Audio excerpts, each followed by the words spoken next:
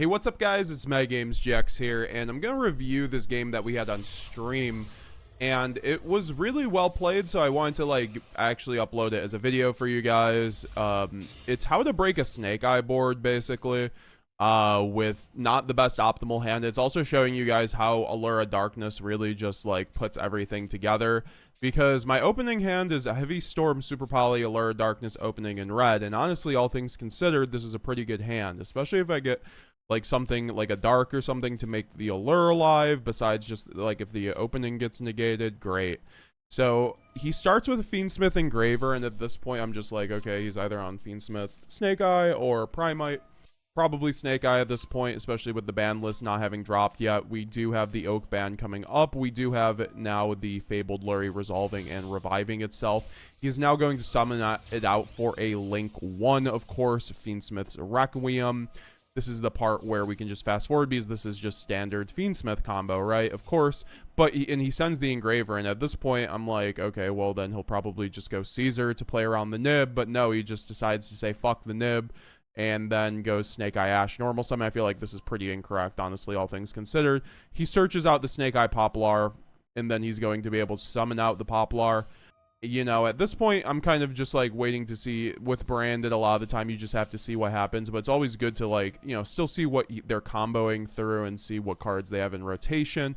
He's now going to go Snake Eye Ash effect, sending the Poplar to summon the Oak. Thank God this card's about to be banned one last time against Snake Eye, guys, and then he's going to revive the Ash off the Oak, and now he's going to finally get Requiem. Guys, imagine if I had Nib here, by the way. This guy gets punished harder than anything if I nibbed right there. And then he summons out the Flamebird's Dragon, and then is able to summon out the Engraver here. And now he goes Links off for IP Masquerena. Once again, just playing really badly into Nib, in my opinion. And then he goes into the Fiendsmith Sequence, and then Sequence is going to shuffle back and give us a Desiree on board, which still makes his board very good. That's why, of course, he didn't play optimally, but he's still going to end on one of the best boards Snake Eye can. And then he summons out the Ash and then the Oak off the Flamebird, and then summons the Flamebird off of the Promethean Princess as an interruption, and then he equips the Sequence to the Desiree, so that Desiree now has some negates on it, and then he's going to be able to link off for an Appaloosa by negating the Promethean Princess effect with the Desiree. And then he's going to be able to slot the IP Masquerena that he linked off with the Flamebird's Dragon, so he can summon it out on my turn with the Divine Temple or his Flamebird. And then he's able to slot the Diabell Star off the Divine Temple, and then activate the Diabell Star to slot the Oak, and then he just ends on this. I'm actually kind of surprised, to be honest. I personally would have made maybe a rank 8 Photon Lord at this point, and then he could use the field spell to summon the IP and then link off the Photon Lord plus the IP. It would have given him one more negate, but it depends if he runs or not, because the Snake Eye Fiendsmith extra deck is, of course, very tight. So for top deck, I draw Druiswarm, which is honestly probably all I really needed in this situation. Like I said, I just need a dark, preferably a dragon, but then also something that can, force some effects and turn on potentially a thrust that I might draw into off of a lure or something. So, at this point, I'm looking at this hand, and to be honest, unfortunately, this hand doesn't line up into this board if you look at this. We have Druiswarm, Heavy Storm, Super Poly, Allure, and opening in red. Red is kind of dead at this point. Red is basically a dead card. Heavy Storm is okay, but this basically just turns off the Desiree. I mean, that's acceptable. Super Poly is good, but I don't have any targets. I can make a Mud Dragon off the Diabell Star plus the Flamebird, but that's not going to really do anything. He doesn't have any relevant targeting effects unless he has a Valor in graveyard. Of course, there's Promethean Princess, but that's not really worth it to make the Mud Dragon off of. This is also why a lot of people run the Super Poly target Fiendsmith's Rex Tremend in non-Fiendsmith decks, because this would be a perfect board to Super Poly and then make the Rex Tremend. Of course, I'll just go Desiree, remove it, and then I'm basically still down 2 cards, but that does remove his best cards. So, for the rest of this form, I mean, now that Oak is getting banned, I don't think we'll ever have to run Rex Tremend as a Super Poly extra deck target anymore, but that is why people were doing it. Now, I'm looking at this hand, and to me, all I have to do is get this Allure to resolve. That's how I win this game. A lot of the time, you should be able to look at a hand and be like, can I win against this board? And if I can't, then how can I high roll this hand into winning against the board, because that's how a lot of the time with Yu-Gi-Oh, if you're in a losing situation, but you can, if you make your opponent misplay or if you draw something that would change up the dynamic, you should usually take those routes in order to try to win the game instead of taking the guaranteed loss. Because with this hand, if I play it out standard where I just wait on the allure or something like that, I don't think that it really ends up working out. So let's just see how this happens. Obviously, I go Heavy Storm here because I don't want him negating on the allure, and this also just forces the Desiree.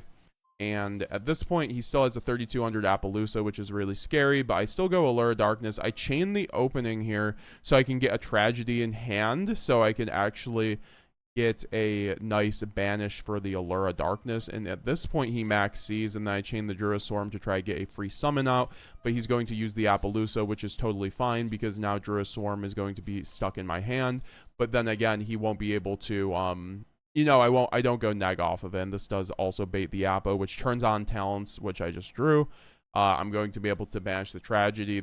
I'm running double Tragedy in this build because I'm running more of a mill-based build, and I think Tragedy is basically just another branded retribution. Tragedy is going to trigger. He's going to use Appaloosa effect to then negate it, and this is totally fine at this point. I could have also just banished the Druid Swarm, but I drew the High Spirits, so it's like way better to keep the Druid Swarm in rotation. Honestly, the top deck off of Allure was like kind of perfect. Obviously, I could have just won this game if I ran Rex Tremend, but I wanted to show you guys really the value of Allure of Darkness here, because now I can go Talents, obviously, and then take the Appaloosa. This is why Talents is needed in branded, frankly, because you can take a huge negate tower like Appaloosa and then just do whatever. You can use it yourself to negate Ash Blossom or the Promethean Princess or this IP Masquerena, right? I have 2 negates, and that's all I need when I have High Spirits plus Druid Swarm, which gives me access to branded fusion plus follow-up. So I send the Druid Swarm and then send the Titanclad, because Titanclad also gets me an Albaz in the end phase in case I didn't break the board, so that I can break the board at the end of the turn, or I could at least set up a Quem. I don't think it was ever Albion. I already have red in the graveyard. I don't have Albaz in rotation. You never go for Albion off of High Spirits if you don't have Albaz in rotation. And then he goes Field Spell and then summons out the Oak, and then I go Kit, return the Super Poly. So I'm on like 3 cards at this point, and then he goes Oak Effect. I just Appo that. Honestly, I feel like the Appo was kind of incorrect there, but it's fine. And then he chains the Flame Burge, which is fine, because like I mean, he already uses Field Spell. And then IP Masquerena is going to activate. I'm going to chain Appaloosa, and I'm under max C, right? Like, you guys have to remember, I'm also under max C. That's what makes this pretty tough. So I have a limited amount of plays without giving this guy all the follow-up in the world. So at this point, I just send the Appaloosa to plus an Albaz from the deck to make a mirrorjade, as if I'm like making a Verte essentially, because it gives him only 1 draw, and then also it forces his Promethean Princess. If he wants to use Promethean, he's going to have to use it here, in order to and then this gives me a guaranteed pop on the Mirrorjade, because if you guys see, all of his monsters are in defense position. I can't crash my Mirrorjade, and a lot of the time with branded, what you're trying to do going second is breaking boards with Mirrorjade, because you have an effect on Mirrorjade that says when this card leaves the owner's field, you can destroy all monsters your opponent controls at the end phase. So that means Mirrorjade can effectively break any board. And this is why like double Mirrorjade's actually so important as well, because of the fact that you use the first one to break a board, and then in the end phase I can make another one off the Titanclad, right? So I bash the Flame Burge. It's always bash Flame Burge, guys, if you're against Snake Eye, right, off a Mirrorjade, because that takes away their follow-up. They only run 1 of it usually. It could have, like, obviously I had to use it there, and then I sent the Albion for even more follow-up, because now I do have Albaz in rotation. And then I just decide to attack over the IP to get a little damage in. And then I go into the end phase. I immediately trigger the Mirrorjade, because I don't want Mirrorjade the Desiree with a Quem on board, so that he sends it, right? So he goes Desiree, sends the Kit. That's totally fine. Now I go Titanclad. I can go Quem without fear of Desiree sending it. I can send then my Cartesia to the graveyard, so I can recur that back to the hand and give myself a discard for the Albaz in the graveyard. I do also have branded Banishment. This is why I love Banishment even without Lad, because, hey, my Mirrorjades, you know, it's great for breaking a board going second as well, because you can send the Mirrorjade to the graveyard and then set the Banishment and then revive the exact Mirrorjade that you use to, you know, to do your thing.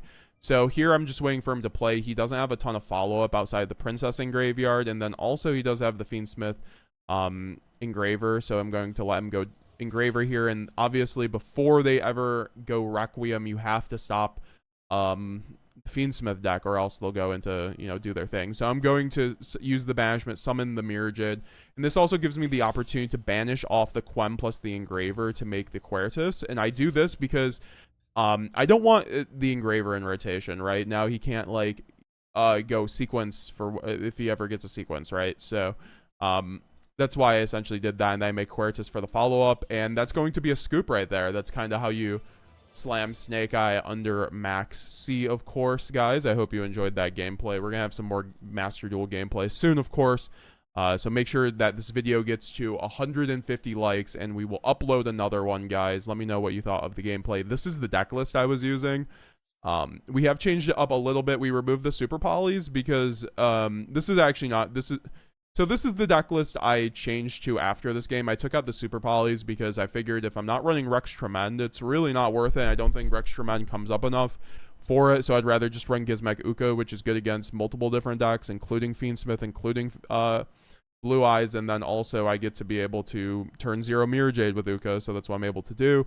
We're also running the Golden Sword Soul because I recently pulled a Royal Rare, but also I do like Golden Sword Soul against Tenpai, and it also helps me rotate in the 1 Cartesia because Cartesia is a little bricky going second, so I like having the 1. 2 Quem. Quem is just so good in Master Duel because it's a Quem. It's very good with Verte, and then also is just a great grind game piece. So I like having 2, so I'm never out of it.